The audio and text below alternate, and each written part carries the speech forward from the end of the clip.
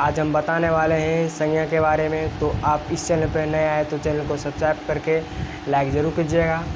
आप MK target classes पे सब पहली बार आए तो इस चैनल को ज़रूर से ज़रूर सब्सक्राइब करिएगा, ठीक है।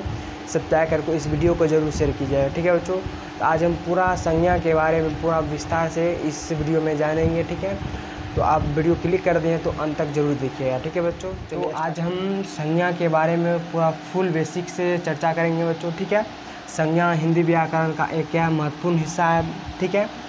तो हिंदी व्याकरण में, ठीक है, तो संज्ञा क्या होता है, ठीक, संज्ञा कितने भेद होते हैं पूरा हम जान लेंगे, ठीक है बच्चों। तो चलिए संज्ञा तो पहले जानते हैं संज्ञा कहते हैं किसे, ठीक है बच्चों।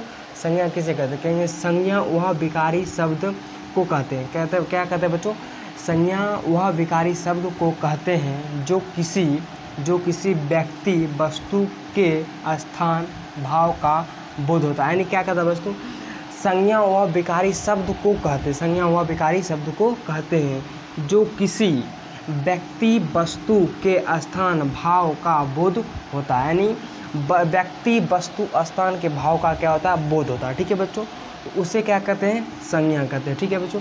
तो जैसे हम एग्जाम्पल में जानेंगे, क्या कहें, मोहन, क्या मोहन किसी व्यक्ति का क्या है, नाम है, ठीक है। मोहन किसी व्यक्ति का नाम है। पटना किसी स्थान का नाम है, ठीक है बच्चों। क्या कहता है, सोना, एक तरह से सोना किसी भाव के बारे में बात करें, ठीक है। क्या हो गया, ETC हो गया, इतना ही क्या है एग्जाम्पल है, ठीक है। तो आप समझ गए संज्ञा किसे कहते हैं, ठीक है। संज्ञा वह विकारी शब्द को कहते हैं जो किसी व्यक्ति वस्तु के स्थान भाव का बोध होता है, तो उसे संज्ञा कहते हैं, ठीक है। तो जैसे मोहन, पटना, सोना, ETC हो गया। अब कहता है संज्ञा जो है, संज्ञा के कितने भेद होते हैं। संज्ञा जो है, संज्ञा के 5 भेद होते हैं, ठीक है। संज्ञा के कितने भेद होते हैं, 5 भेद होते हैं। कौन कौन होते हैं संज्ञा के 5 भेद, क्या कहेंगे, व्यक्तिवाचक संज्ञा हो गया, ठीक है। व्यक्तिवाचक व्यक्तिवाचक संज्ञा हो गया, जातिवाचक संज्ञा हो गया, भाववाचक संज्ञा हो गया, समूहवाचक संज्ञा हो गया, ठीक है। क्या बच्चों, समूहवाचक संज्ञा हो गया। तो 5 नंबर लास्ट में है द्रव्यवाचक संज्ञा, ठीक है। तो व्यक्ति कितने टोटल कितने हैं, 5 संज्ञा है, ठीक है। इसका पूरे हम विस्तार से क्या करते हैं, आप एक एक से क्या करते हैं, चर्चा करते हैं, ठीक है। व्यक्तिवाचक संज्ञा क्या होती है, समूहवाचक संज्ञा क्या होती है, द्रव्यवाचक संज्ञा क्या होती है, ठीक है बच्चों। तो चलिए बताते हैं।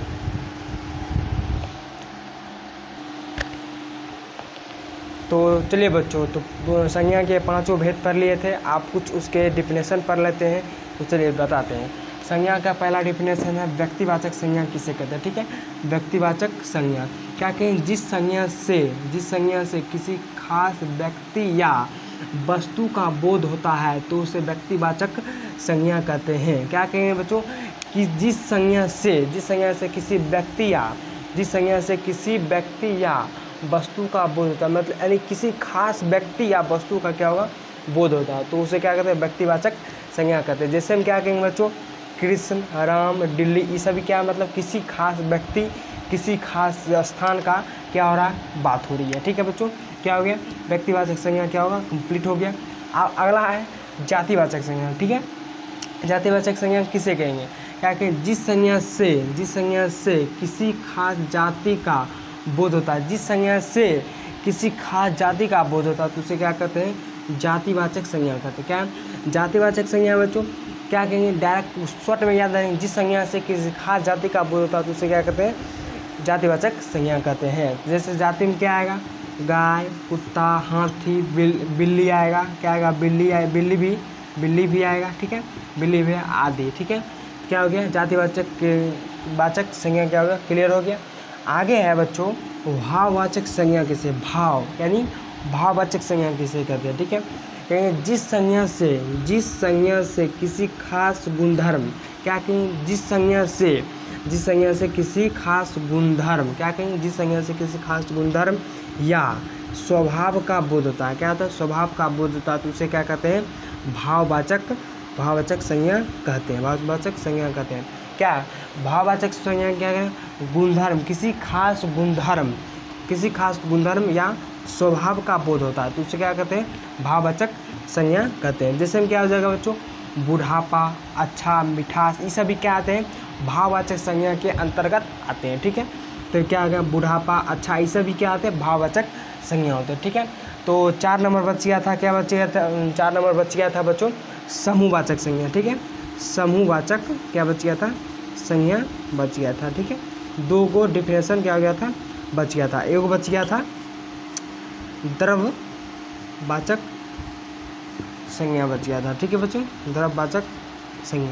तो चलिए हम इसका एक डिफिनेशन बोल ही देते हैं। ठीक है, समूहवाचक संज्ञा किसे कहते हैं। ठीक है, क्या कहें, उसी संज्ञा, क्या कहें, उसी संज्ञा, जिस वस्तु का, उसी संज्ञा किसी वस्तु या व्यक्ति का समुदाय का बोध होता है। क्या कहेंगे, समुदाय का बोध होता है, तो उसे क्या कहते हैं, समूहवाचक संज्ञा कहते हैं।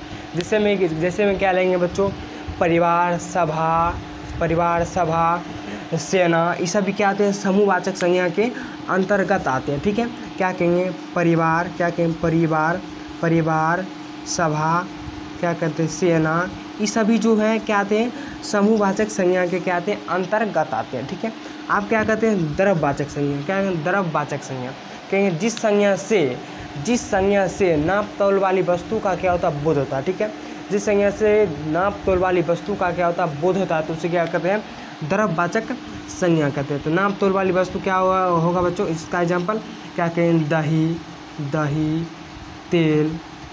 तेल क्या होगा, घी, इस सभी को क्या करते हैं, द्रव्यवाचक संज्ञा के अंतर्गत ये सभी आता है। ठीक है, क्या कहें, जिस संज्ञा से नाप तौल वाली वस्तु का बोध होता है उसे क्या कहते हैं, द्रव्यवाचक संज्ञा कहते हैं। ठीक है, तो आई होप बच्चों आपको ये पूरे संज्ञा आपको पूरे अच्छे से समझ में आया होगा। हम आशा नहीं पूर्ण विश्वास करते हैं।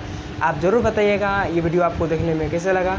तो आप अंत तक वीडियो देखें तो चैनल को सब्सक्राइब करके लाइक ज़रूर कीजिएगा। ठीक है बच्चों, तो आगे ज़रूर बताइएगा कि आप किस पे वीडियो देखना चाहते हैं, तो हम उस पर कोशिश करेंगे बताने के लिए। ठीक है बच्चों, धन्यवाद।